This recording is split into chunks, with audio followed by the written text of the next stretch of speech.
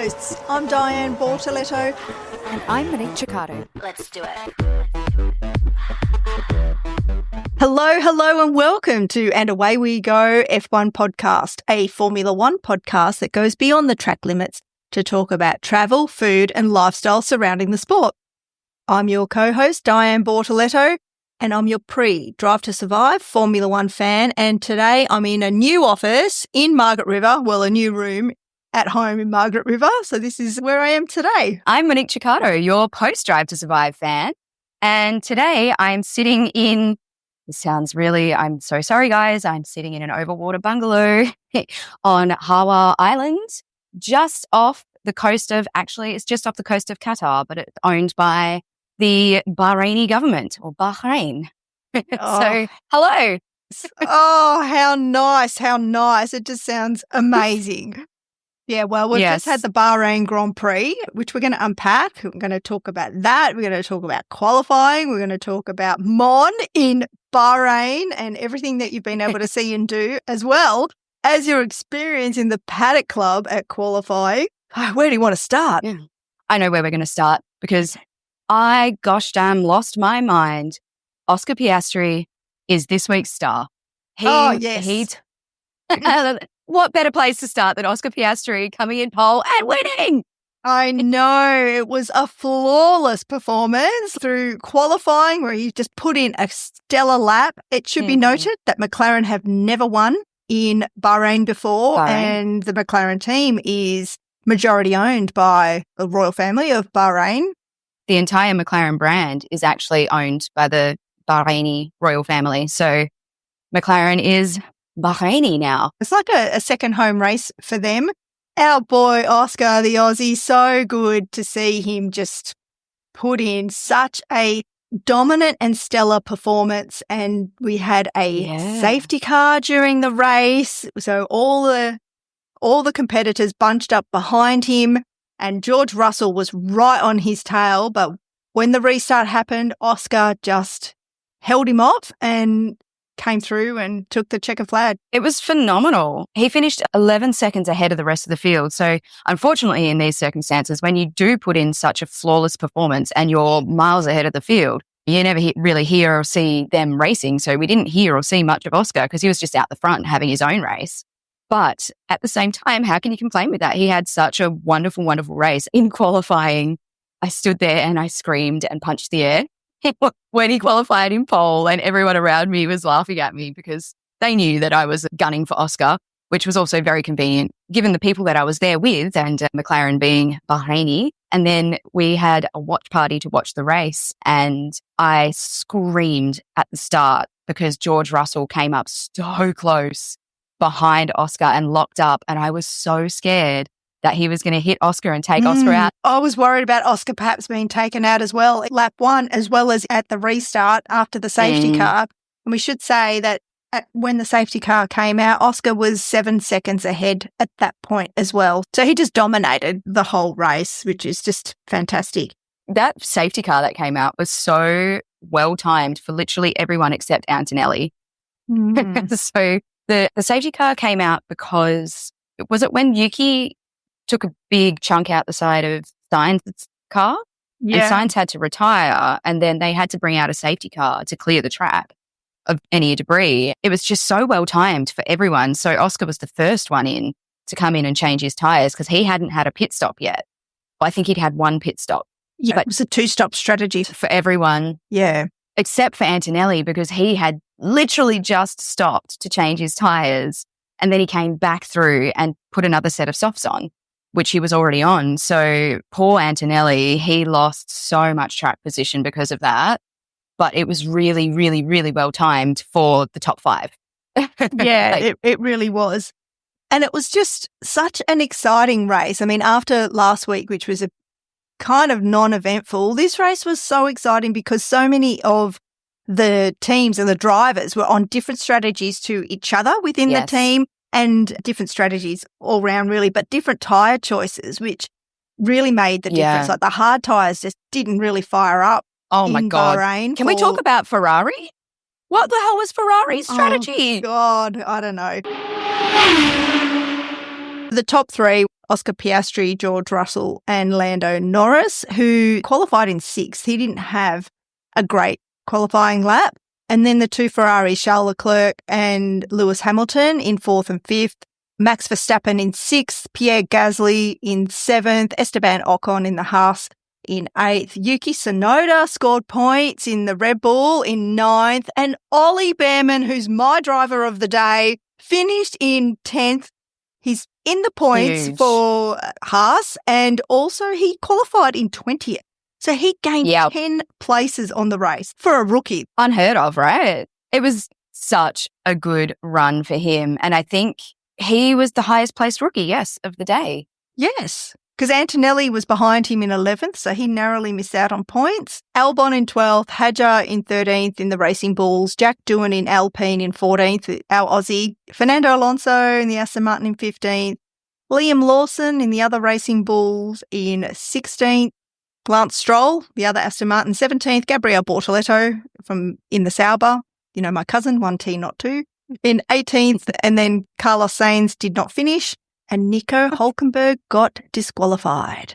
That's right, for having too much wear on his skid block. Is that what it was? Yeah, that's the same as what Hamilton was disqualified for. So they've got this plate underneath the car. So when you see all those sparks flying up, right, that's the plate hitting the tarmac as they're driving. And so the FIA allows for a little bit of wear, but rules are rules. Hamilton got disqualified, and at least they're being consistent. But, oh my God, penalties. Yeah.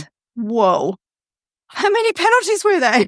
I have not even kept up. Obviously, I was a little bit distracted watching the race too. Yeah, you would have been. There was, Norris got a penalty? Didn't Doohan end up getting a penalty somewhere in there as well? Just one moment. Yeah, you're going to have to tell me because I'm confused. I'm looking up this new app, which is Formula Live Pulse, which the founder of this app reached out to us, and he's very kindly given me pro access to check it out. And in that app, you can see all of the penalties. Confession, I didn't actually use it while I was watching the race because I was just in the race. And I also had my 18-year-old niece with me. It's taken me 18 years to get her into Formula One, but she's now a Formula One fan and wanted to stay up and watch the race, which started, it was lights out at 11 p.m. in Western Australia. The 1 a.m. finish, way past my bedtime, but well worth staying up for. On the app, it shows the pit stops, the tyre starts. It's even got team radio. It's so good. I'll play an Oscar Piastri team radio. Let's see if this works. So, honestly, we want a little bit about it tonight. Well done, mate. Well done. That's the first time we won our second home Grand Prix. You've been pretty flawless all weekend, so great job. Have mega weekend there. Mega. Pretty cool, huh? Yeah. He's just so chill, isn't he? He's like, mega. Yeah. It's better than simply lovely. Yes. And then there's also a race control section, and you can filter the notifications by penalty or lap deleted or safety car or anything. But it's a very cool app for Formula One fans that just want to know all the details, or, you've heard something on the broadcast and you're like, what? What was that for? And you don't want to stop and rewind because the action's right in front of you. Yeah, there were lots of penalties. Penalty. 6 penalties. Who got penalties? Norris, 5-second penalty for a false start. That's right. Yeah, he rolled forward and his tyres were over the box. The grid box, yeah. One of the tyres was. Lawson got a 5-second penalty for causing a collision. 10-second penalty, Carlos Sainz for forcing another driver off the track. 10-second penalty for Lawson for causing a collision, so he got 2 penalties. Not a great day for Lawson. And Jack Doohan, 5-second penalty for exceeding track limits. It's such a great race to watch because the track is really, really nice. You could go 3 wide on this track and people were overtaking. There's a whole lot more racing, which meant there was a whole lot more action, which meant that there were a whole lot more penalties because people were pushing people off. Fun fact, so the surface of the Bahrain Grand Prix is 21 years old. It's older than 4 of the drivers on the grid. Yeah, it was funny because one of the guys that we were with was like, yeah, this is the 21st year that the GP's been held in Bahrain. And it's like, sorry, I keep saying it the way they've told me to say it. That's how the Bahrainis say Bahrain. It's the first of all the Middle Eastern countries to have a Formula One race. So it's the oldest Formula One race in the Middle East as well. But just quickly, before we discuss, because I really need to discuss with you this Ferrari strategy, because I'm not happy. But also, you said surface, and I took home a little memo from the racetrack. It is a piece of Pirelli rubber that I literally picked off the pit lane track. Hold it up to the camera. Give us a closer look. So it's a medium-walled tyre because it's yellow. I saw it and I picked it off and I'm like, am I crazy or am I genius? I don't know. I'm going to get home and I'm going to have this piece of Pirelli rubber that has come from something to remind me of my time at the Bahrain International Circuit. But anyway, you just reminded me when you said surface. And because the surface hasn't been resurfaced in 21 years, it's quite coarse and it does degrade the tyres quite quickly. Yeah, so that could be anyone's tyre. It could be. And I think you've got to come up with a better story than, I just found this piece of tyre. What about, Piastri was zooming past and a bit of his tyre came flicked off. Me. And I caught it like I was at the MCG catching a ball at the cricket. It's much cooler than being like, I bent down and literally pried it off with my nails. Speaking of tyres, can we please talk about what the hell Ferrari were thinking with their tyre strategy? All right. So what did they started on mediums, right? Charles Leclerc was on mediums. So his tyre strategy was medium, hard. So the last... So stupid. Sorry, continue on. And Hamilton was the same, actually, medium, hard. Yeah. But they didn't use the softs, and the soft tyres didn't degrade at the rate that the teams perhaps thought the soft tyres might degrade. They actually held up pretty well, and they were like a much better tyre. I mean, Hamilton even came on the team radio and said these tyres suck, when the hards went on. So the hards, yes. And they have to use 2 different compounds in every race, right? That's a must. But Max really struggled on his hard tyres too. And that was before the free pit stop. And Ferrari still chose to do the last stint on the hards. They had seen Max struggling on those tyres. But the thing that I found really funny was obviously they chose to go onto those hard tyres and George Russell panicked because behind him there were people on mediums and hards and he was on the soft and he was like, that's an audacious strategy. Going to the end on softs. I think it was 24 laps or 27 laps or something that he had to make the softs last for. I feel like they decide what their strategy is before the race. Like they have plan A, plan B, plan C, plan D, plan 100. As we know, obviously we're not there. Opinion's good. We love opinion. It feels as if the Ferrari strategists don't look at what the other teams are doing and make adjustments. It feels like they sort of decide their strategy. If there's rain, we do this. If, it's a 2-stop, we do that. If it's a 3-stop, we do this. But they don't go, Max is struggling on the hards. Let's not put the hards on. Let's put the softs on for the last 25 laps because someone else was on the softs and they did 22 laps, no problem. I feel like they're not nimble enough to do that. That's an outsider's view that knows absolutely nothing that's going on inside the Ferrari team. Interesting race for strategy across the board, I think, because 2-stop races are always interesting in that respect because you have 2 opportunities to make a decision on what tyre you're going to go on, when you're going to go in, and that always throws some spanners in the works because you've got so many more variables.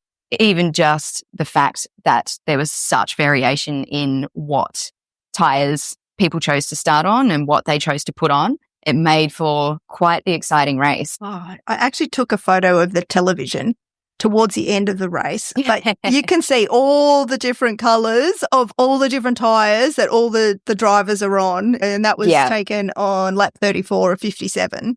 Medium soft, hard, medium hard, hard, medium hard, soft. Just such a mix, which it really made for an exciting race. One of the ladies that I was watching the race with, she lives between New York and Miami, and she's been to so many races. We were sitting there watching. Yeah, she's really cool. But we were sitting there watching it and she was like, what are Ferrari doing? Oh my gosh. She was just, for ages, she sat there and she was like, I don't understand what they've done. Why have they done this?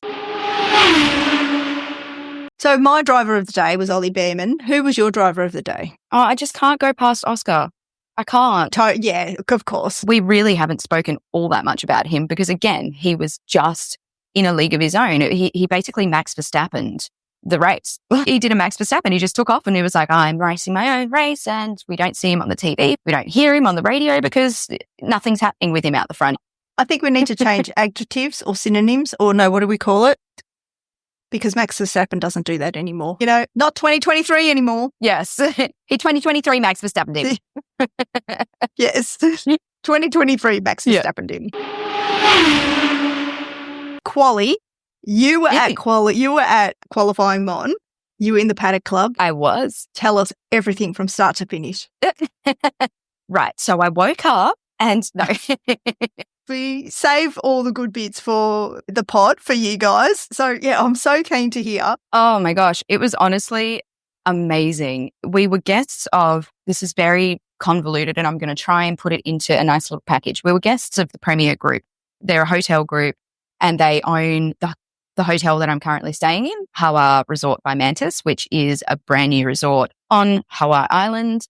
So, yes, they own this hotel, which is our association with them, and their association with the Formula One is that their sister companies, the ones that own a non-controlling share in McLaren racing, and they own McLaren. And obviously, McLaren is owned by the House of Khalifa, which is the royal family. Yeah, there's lots of danglies everywhere. But anyway, we were a guest of the Premier Group. So we had a suite that was fully catered. We were over top the Haas garage. So right next to us was the RB garage and the Alpine garage. So I could see Jack Doohan walking to and from the garage and to the pit wall. And yeah, on the other side, there was the paddock.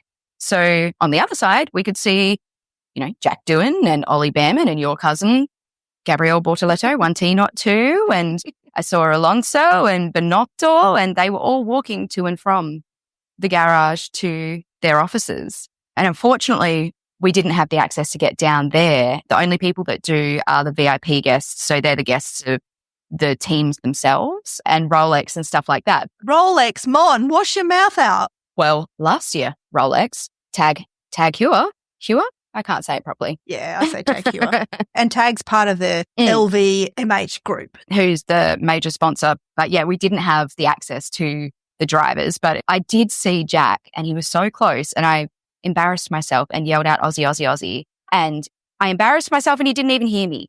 So, oh, that's the worst. I mean, one thing to embarrass yourself and then get a wave or get a nod or get even a look in your direction. It would have been worth it. Oh. No, he didn't hear because the music was too loud. But yeah, the suite that we were in was a dry suite. So there was no alcohol because obviously, which I'll get into this in a little bit because it's not exactly what you think. But then there's like an open area of the Paddock Club where they have like live music and more food and a bar that's pouring free-flowing Moet, that's pouring free-flowing Whispering Angel, if that's what you're into. And so you could go and get, you know, your champagne there if you wanted to. It was just advised, try not to bring it back into the suite. Mm-hmm. They had this really lively section with live music and big screens and couches for you to sit down and watch the race. And yeah, it was fantastic. And I was playing Spotto with all the drivers and the team principals, and the marketing and PR ladies from this resort were like, oh, so can you like see drivers from like when in the Paddock Club or whatever? And I was like, yeah, generally. Oh yeah, look, there's Ollie Behrman right there. It's actually really nice going to a race with somebody that doesn't know much about Formula One, which was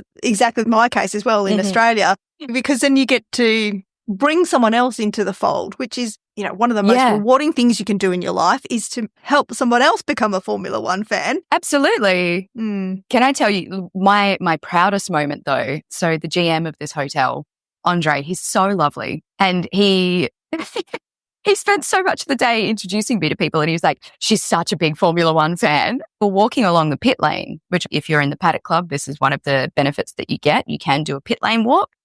And we're walking up past the Ferrari garage. A couple of the engineers were standing out there, you know, talking to people. And Andre started having a chat to this engineer. And he was like, oh, so I'm just so happy for you guys. You know, I can't wait to see Lewis up there on the podium. And I looked at Andre and I was like, he has been on the podium. And he was like, yeah, but you know, like on the top step of the podium. And I was like, he has been on the top step of the podium. He won in China.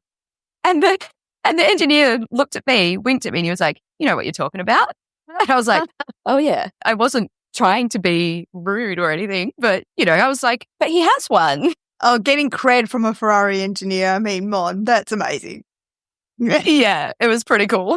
After that, Andre was like, oh my gosh, he's the biggest Formula One fan. We said it last week. We're both obsessed to the point where we've got this podcast that we push out every single week because we love Formula One so much and we love talking about it. We love watching it. We love reading about it. We love everything about it. Being at home and in front of the TV and watching, you get all the radio, you get all the commentary, you can see lots of different timings and where they are on the track and everything. And it's so good to understand what's happening in the race. But then, like I said, as you know, as I know, being there at the track, you don't get that commentary. You don't get that team radio. You do get the timings and stuff like that, but it's just a whole different atmosphere and hearing the cars and they smell like welding metal together. That's what it smells like when they come past because they've been sparking on the track. To smell that, to hear it, to see, the dejected drivers walking back from their garage when they've been knocked out of qualification. These are the things that you don't get on the TV. And it is so worth being there. The atmosphere is great. And speaking of the car sounds, the FIA and the teams have been looking at reintroducing the V10 engines in 2027 or 2028. And that's not going to happen. No V10 engine return just yet. It's been parked. Boom, boom. But you did talk about sponsors before, so I just wanted to come back to that and just give a big fat welcome to Barilla Pasta that have come on board as a new Formula One sponsor, a Italian company. They make pasta. You can buy their pasta all around the world. It was really nice to see the Barilla signage at the track, watching the Grand Prix on TV, and nice to have some different sponsors coming into Formula One, like the introduction of the Louis Vuitton Group, of course, at the start of the season, and just some non-tech companies. Yeah. Not Atlassian But it's really nice to see more household brands entering the sport. See, I get that, but we actually mentioned it when we were watching the race and when we were going around the track. I saw the Barilla branding and I actually find it really polarizing to see it there. Oh, it just feels, when you've got the LVMH group, but I think the Barilla branding just looks out of place, I think, compared to everything else that's there. And perhaps it's the actual style of the branding, which I know you can't change because that's their logo, but it kind of looks like a suburban footy match. Yeah, I guess when you look at Tag Heuer and Louis Vuitton as brands, and then you look at Barilla, which, is more pedestrian in every way, really. Even as far as pasta brands go, it's not a luxury pasta brand. It's an everyday pasta brand. But, Formula One is for everyday people as well. So Exactly. I hear what you're saying, but I'm excited to see brands like that and brands like Charlotte Tilbury, which have come into Yes, F1 Academy, which is a beauty brand, of course. I hear what you're saying as well. I totally get it. I think it's fabulous that it's not just exclusive luxury brands. But yeah, there was something polarizing about seeing it there. So, and I'll mull on that a little bit more and work out what it is that's making me go, oh. Mon, you're in Bahrain. Did I say that correctly? Bahrain? We're trying. Tell us what's the country like? What are the people like? What's the food like? What do you see? What do you do? Where have you been? Yeah. Give us everything. Oh gosh. Honestly, it's such an intriguing country. It is so small. If you look at, the map of the Gulf, you kind of almost miss Bahrain because it's so small. You have to zoom in, zoom in, zoom in, zoom in. Yep. It's about 1 hour drive from the airport to the very bottom of the island. Yeah, right. So really small. The most fascinating thing about being here is just the misconceptions that there are about what it means to be in a Middle Eastern country. Bahrain is one of the most liberal Gulf countries, or kingdom. It's a kingdom. People think that you have to completely cover up and be very, very conservative. And yes, you've got to obviously err on the side of caution, but having your shoulders out isn't a big no-no. If you're wearing a singlet top, that's fine. So long as you're modestly covered. And a lot of the women here don't wear head coverings and stuff like that. So it's really liberal in that sense. Obviously, it's very easy to find alcohol, which is another thing that gets thrown around a lot about these Middle Eastern countries, is that you can't drink. You can. It just depends where you are. And you've got to be respectful of people that don't. Weather-wise, it has been 35 degrees and in the sun, very, very hot. Are there many mosques around? Does it feel very religious? Do you hear the call from the mosques in the morning? Well, right now we're on an island, but when we were on the mainland, didn't hear any of the call to prayer or anything like that. There is a very big mosque, and I've completely blanked on the name of it, but we've driven past both during the day and at night, and it's stunning, but it's quite a tourist attraction to go and see that. I think that might be the Al Fateh Grand Mosque. Does that sound about right? It is, yes. Yeah. It is. And that's beautiful. We did go to the Bab al Bahrain shopping precinct. It's really beautiful. My gosh, the gold jewelry that they have is absolutely stunning. And it's a very clean, orderly market and shopping area. And they have this beautiful pearling path that they've opened up, because Bahrain has been known forever for its pearls. This is something that maybe not many people know. They've kind of created this pearling path. It takes you past all these sites of significance and iconic buildings that had to do with the pearling industry, and you end up right on coastline. And then they've got like pearling museums and stuff like that. And it's really a huge part of Bahrain's identity and history.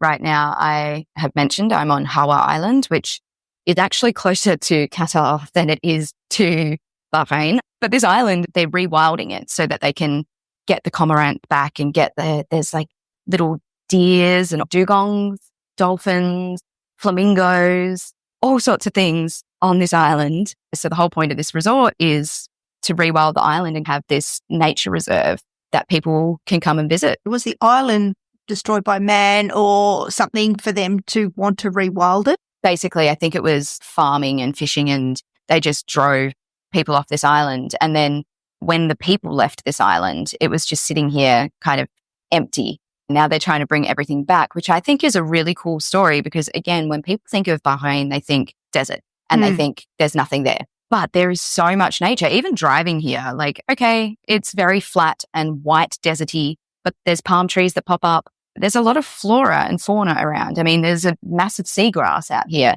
with dugongs on it. They said it's the second biggest colony of dugongs in the world. I just find it really fascinating, because everything that we're seeing and doing is very, I guess, opposite to what people expect of like a Middle Eastern country. Visiting Bahrain is smashing all your preconceptions of what Bahrain is, I guess. Yeah, what the Middle East is, it happened in Qatar as well. So that kind of started this like, oh, why are people so worried about it being conservative? It has no effect on how I get around.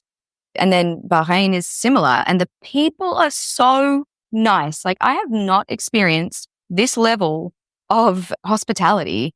They are so nice. And I think a lot of that has to do with they get a lot of Saudi Arabian people coming to Bahrain on the weekends. And there's a very different expectation, I guess, of the service that you're going to get between someone from Saudi Arabia and someone like me from Australia. I'm like, oh, no, you don't have to take my bags to my room. That's fine. I can do it.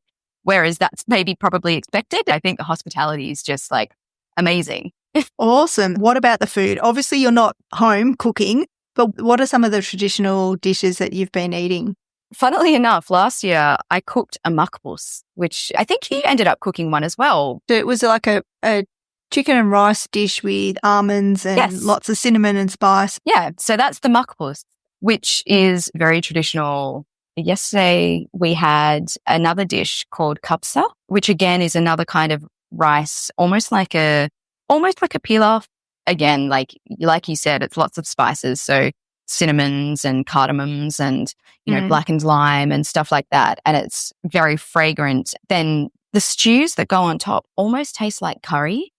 And I know that's a very broad category of flavors to just pack into one word. But yeah, they've got so full of spice, and they've got heat to them. And have you been eating lots of dates? I was just going to say, Oh, look. I can't tell you how many dates we've had. They are Oh. divine. They're the fruits of the gods. Yeah, for sure. Right? It's like nature's candy. The best dates that I had here were stuffed with like crushed nuts. I think maybe walnuts and pistachios and cardamom. And they were so good.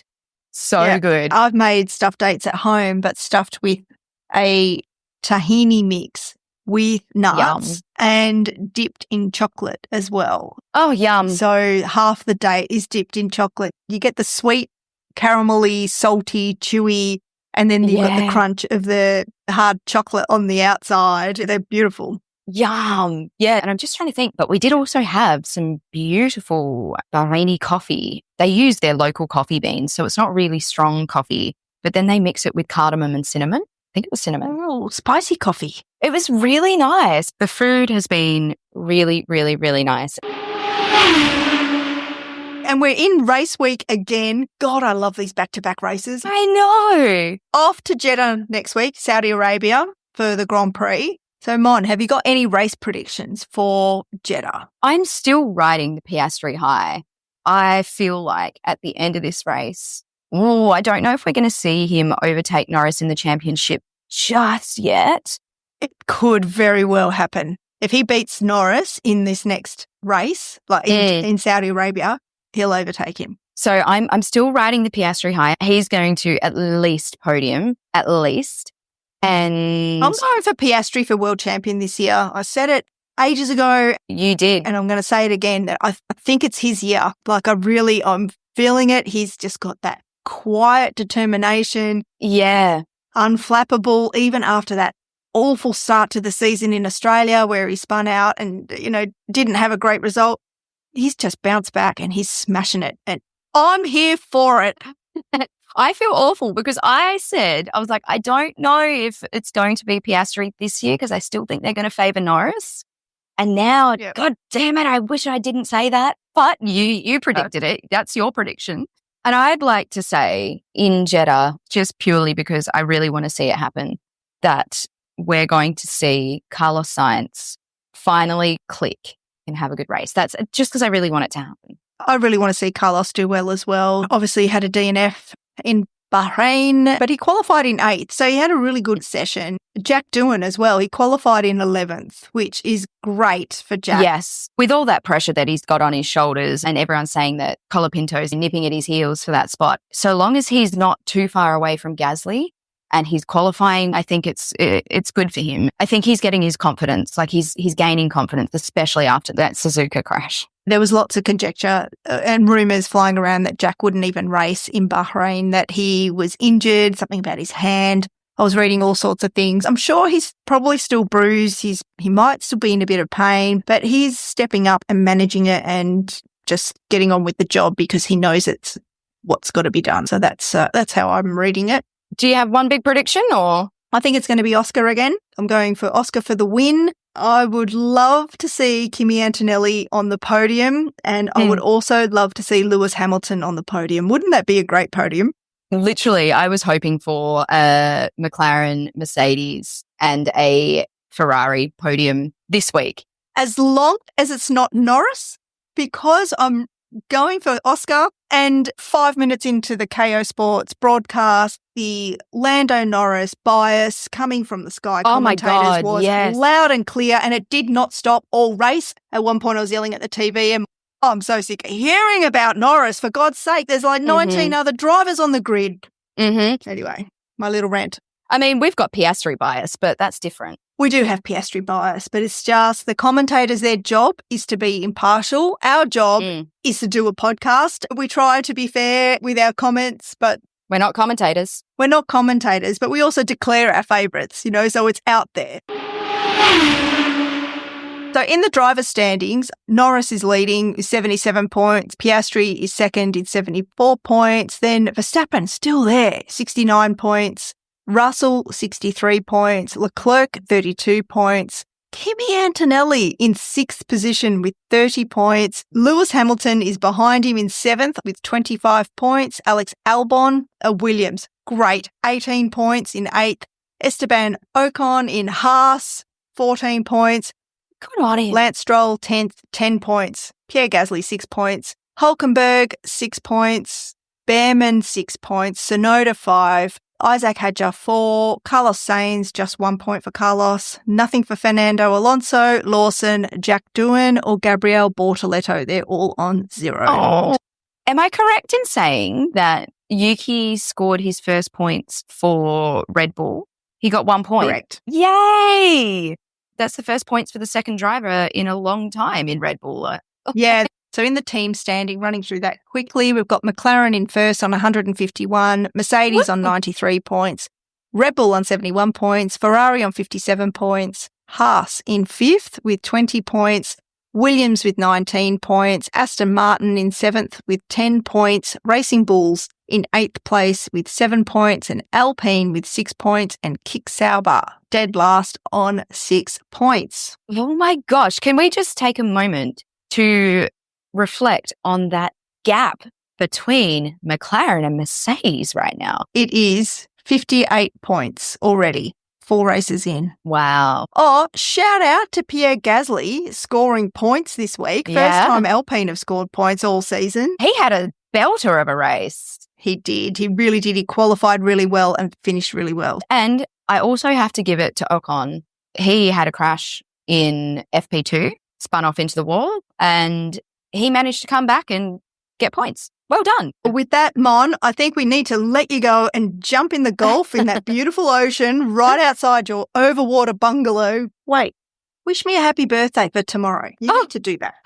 So before we go, everyone needs to message us and comment on our Facebook page, do all the things, because it's Di's birthday. She bought herself a Ferrari red birthday jacket. So everyone needs to wish Di a happy birthday for tomorrow. Thank you.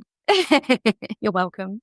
Also, I mean, if you just want to have a chat with us or you have any opinions on any of our opinions, because we like to be opinionated, you can message us, comment on our Facebook page. You can do all the things. We're on Instagram, Facebook, LinkedIn, TikTok, and YouTube. You can send us an email to andawaywegof f1podcast@gmail.com. Thank you. And don't forget to subscribe to our channel on YouTube. Rate and review the podcast on your favourite podcast listening apps. It really does help us, and it helps our podcast rank higher and reach more listeners, which is what we want, to share the Formula One love as far and wide as possible. Thank you for the birthday wishes. Thank you, Mon, and thank you, guys, for having us in your ears. Until next week, and until lights out.